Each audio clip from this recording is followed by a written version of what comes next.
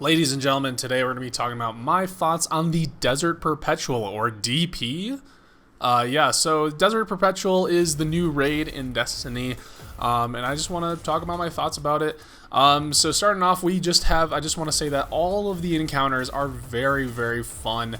I enjoy every single one of these encounters, all four of them.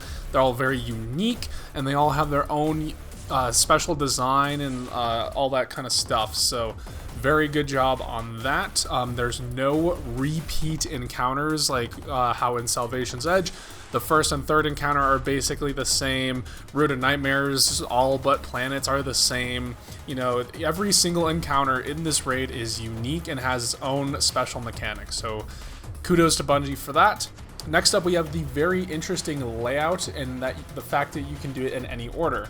Now, I'm not entirely sure how I feel about this. I think an idea like Leviathan could have worked a lot more, where there's a set order to each of the encounters each week, and you could just do the encounters in each order every single week. But the fact that in this raid you can just do it in any order that you want is a very interesting decision to me. My main problem with it is that it's just hard to LFG. What is my definition of the first encounter versus another player's definition of the third encounter? Something like that. And the LFG system, so they got rid of the legacy LFG in the Destiny Companion app, which is... I'm not even going to go into that, okay? Okay, deep breaths. Yeah, Fireteam Finder can suck my balls. Every fucking Fireteam Finder, dude. Holy shit.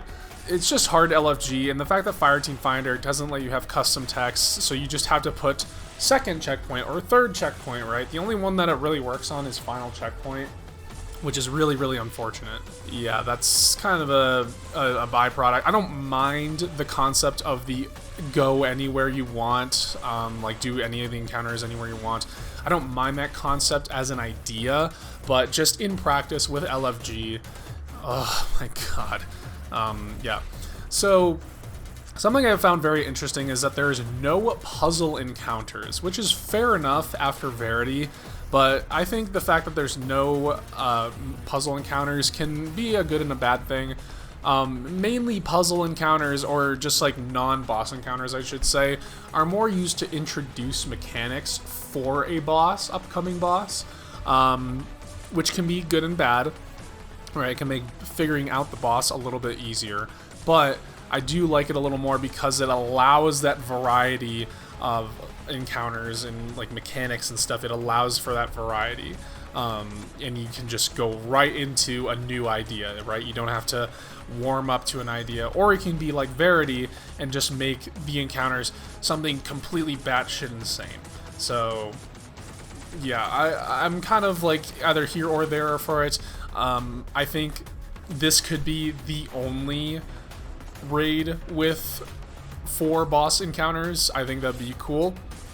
But if this is going to be like a running theme, then I'm not entirely sure how I'll feel about it. I do enjoy even just the ever so common acquisition encounter. I think acquisition in Vow of the Disciple is the gold standard for that kind of thing. You know, like Descent in Deepstone Crypt, you know, totems in King's Fall, those kinds of encounters where you're still doing something and there is still some things that you got to pay attention to in the tight timings and stuff. But it doesn't necessarily have to be Verity. It can be something, you know, like Substratum in Salvation's Edge, or, you know, it could be something really cool like the Lamp Run in Crota's End, but, you know, everyone sucks at that fucking encounter because people are fucking retards. Oops, did I say that? Uh-oh, on youtube.com. Coming up to my next point, every fight is super mechanic heavy, which I love. I love there's no gimmies in this raid.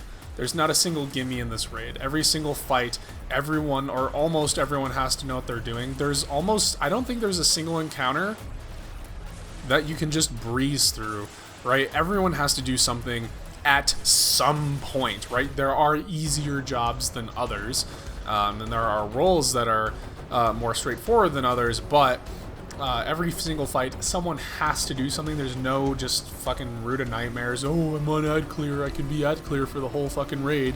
because I'm a fucking idiot. Yeah, so I absolutely love that. Unfortunately, it is like Salvation's Edge, where some people are squeaking through. God, it's such a shame. Like, you have to get the emblems for Salvation's Edge and Desert Perpetual, you have to complete every single encounter to get the emblem. So, you know, for the Salvation's Edge, you have to have gone through Verity, you have to have gone through the Witness, and in a Desert Perpetual, you have to have gone through the Hobgoblin, you have to have gone through Apoptes and all that. But, you know, people still don't know what to do. Like, I just did an LFG last night, and like, we were on the Koragos fight, and this guy was just standing here and just, like, he wasn't even jumping up the platforms to go to DPS, you know what I mean? Like, how do you have the emblem and you don't know to jump up the fucking platforms, dude? People are just so stupid these days. Like, it honestly blows my mind. And same with Salvation's Edge. Like, you went through Salvation's Edge and people didn't know how to do the solo rooms. Like, how did you do that? What do you mean? You have the emblem. Like, come on. So, as you can see, my main problem with raids is not the raids themselves. It's the fucking people. Oh my gosh. Anyways, back to the thing. Yeah, so every fight is mechanic heavy, and I'll go a bit more in depth on the mechanics when I actually talk about each boss.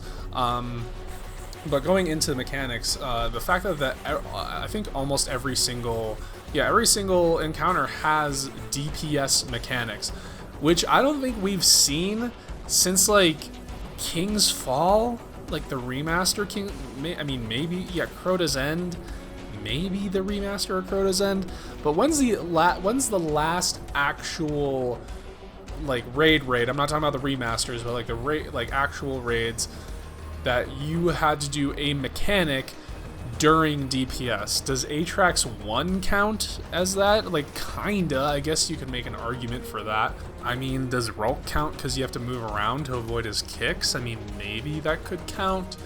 I think it's Garden of Salvation, honestly, where, like, you have to do the, I mean, you don't even technically have to do it in Garden. Like, it's just to extend the damage phase. I mean, I guess that could count. Maybe Riven, I think.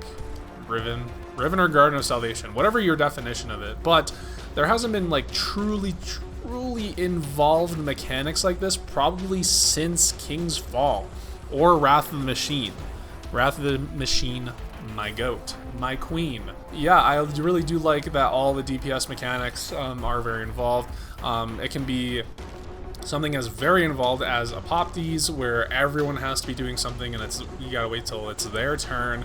Or it can be something as simple as in the Aatros fight, where you just have to have one person possibly dunk Chronon, if you are low on time, that kind of thing.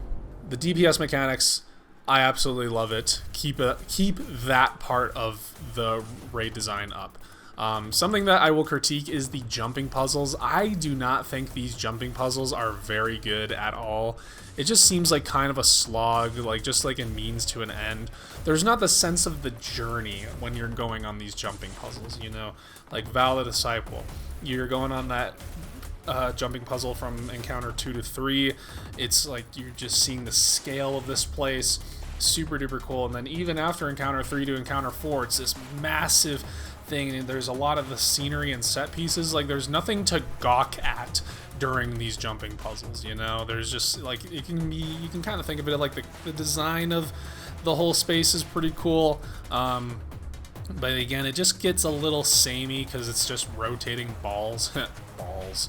balls in DP. My DP has balls. Lol. But yeah, just, I don't think the jumping puzzles are that good.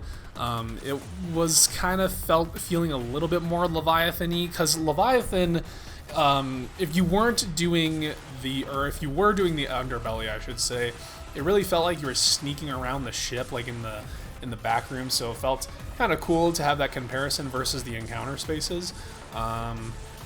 But like when you're just doing a generic kind of jumping puzzle in this blue void, it doesn't feel that good.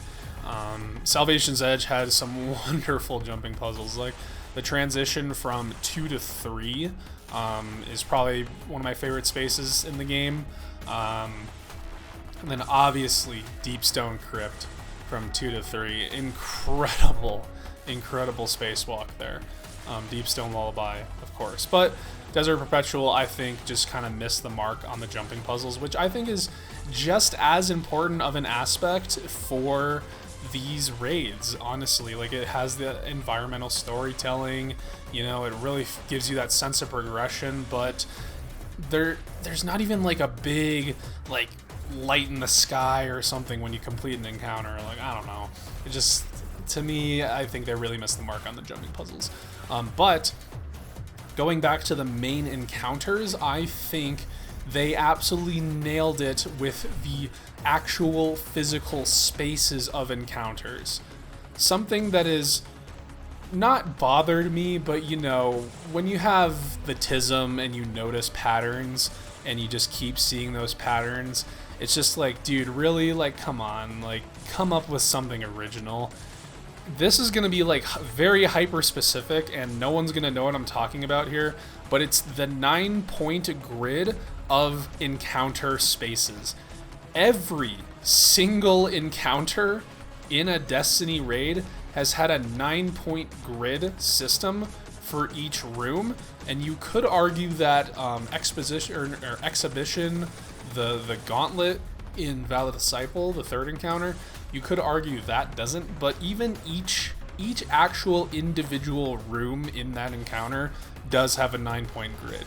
And the focal point is all the way at the top of the grid in the middle. That's always the focal point. In Desert Perpetual, that doesn't exist anymore, which is awesome. Even in all of the encounters, you can think of all of them. You have Agrios, the Hobgoblin. Nope, everything's kind of in the middle. It's in a ring, and I think this is probably because they used a more circular design. Apoptes, nope, everything is in a ring. Iatros, it's a bit more like just kind of spread out and sprawled out. It's kind of hard to pinpoint where the 9 points on the grid are. And then Koragos, obviously. Koragos does have a bit of a 9-point grid there because it's kind of defined by the plates. But that's all right. It's okay. But even Witness had a 9-point grid. I'll try to put some visual examples on the screen to show you guys what the hell I'm talking about. But it's really nice to see that my TISM has been shattered. I absolutely love that. So thank you, Bungie, for at least trying with that. Even Verity had a 9-point grid. Yeah, so now I'm going to just go over my thoughts on the actual encounters themselves. So we have Agrios the Hobgoblin. It's probably my favorite encounter. It's very involved. Everyone has to do something. It has really good mechanics that there isn't that much of the see what other players can't thing. There is a little bit of that. The only trouble in this encounter is when non-buff players are depositing to start up each of the rings. So there's not really an indicator for the runner to actually run. You do have to just kind of hope that the other players did their role correctly. That's really the only trouble I run into. Yeah, other than that, I really like the shot deflection idea and like how to extend the DPS phase. Once you figure all that out, it's super duper fun, super satisfying. Yeah, so probably my favorite encounter because it's super involved, and no matter what you're doing, or you are doing something to progress the fight in a meaningful way. So yeah, moving on to Apoptes, the Hydra. It's probably my least favorite encounter, but that doesn't mean it's bad. It's still really good. I think my issue with it is that the mechanics are very separated. Like, everyone's in their own room doing something. It's kind of like third encounter Garden of Salvation-y, where just there's one team doing one thing and another team's doing another thing, and that brings to DPS. Whereas Agrios, it feels like everyone is kind of flowing together through this machine. Like, everyone's a cog. In Apoptes, everyone's just kind of off in their own world doing their own thing. The only involvement really is telling each other a call out. There's 2 add clear rules, but it's a very strict timing on the actual mechanics. My favorite part is actually the DPS mechanics. I just wish the eyes popped up earlier, like if both people are standing in front of their eyes, like, or yeah, standing in front of their eyes, that the 6 eyes would just pop up just a little bit earlier, because it's a little annoying especially if you're on the front side where everyone's damaging. Yeah, it's very annoying. Iatros, the Wyvern, it's a very neat idea for an encounter. It's probably the closest we'll get to a rhythm experience. It's a very fast, fun, chaotic encounter. I love that there is the like the beats, like the 1, 2, 3 shoot kind of thing. Very fun, and then someone's jumping up. I think I would have liked it a little more if more than one person had to jump up and do something, because it's kind of like only one person's doing that, but it could have gotten a little chaotic down on the ground or something like that. The imps are a little nasty up in the air, very, very nasty up there. But the actual shooting the boxes, very, very neat idea. I actually really like that. So coming up onto the final boss, Korgos. Very awesome boss design, very cool introduction, and very interesting, like, actual how you interact with the boss. Like, you actually have to stand on the boss to damage him. I don't think that's ever been done before. Like, the boss is usually like away from you, and you are actually, but this time you're actually like standing on him, which is pretty cool. The rolls are very simple, but they're also pretty good. It does feel a little separated from the boss, what the boss is actually doing. Like, the boss is just kind of shooting a laser beam, and then you have to stun the boss to light up the Vex plates kind of thing. But mines, like shooting mines, like what does the mines have to do with the boss? I'm not entirely sure. But it's very involved. Everyone helps each other out. The stun leads to the Vex plates, which leads to people identifying the mines, which leads to people dunking in the hoop, which leads to damage, right? And then even the pre-DPS phase where you have to click on the right things, I think that's a very cool mechanic. Just like a one last thing before you start damage. Then obviously during the DPS phase, you have the laser beams shooting around all over you. Very, very cool. And then you have the dude jumping through the hoops. At least my friend and I, we find it a little easier to help each other out. Like, I still mainly focus on DPS, but occasionally I'll look around. Like, okay, there's the red one's right next to me, so I'm just gonna go over there and just dunk the red into the hoop just to help them out. Because sometimes if you're on the opposite end and there's like, it can be a little tricky to get that timing down. But I think the actual shooting the boss is pretty fun, because I think it's crazier than the Witness. Like, you have to move around in Witness, but then like in this one you also got to kind of move around. Like, I think post nerf now you can just kind of face tank the lasers a little bit, which is a little bit disappointing, but I also have to try the 4 and 5 feats. And yeah, that's another thing. The feats, I think, is such a much better idea than just the blanket master mode with the challenges. Obviously, there's still some things that are time-gated behind the title, but in my opinion, I look much more forward to getting this title compared to some others. So that is going to be my thoughts on the Desert Perpetual. So thank you all for watching. I will see you next time.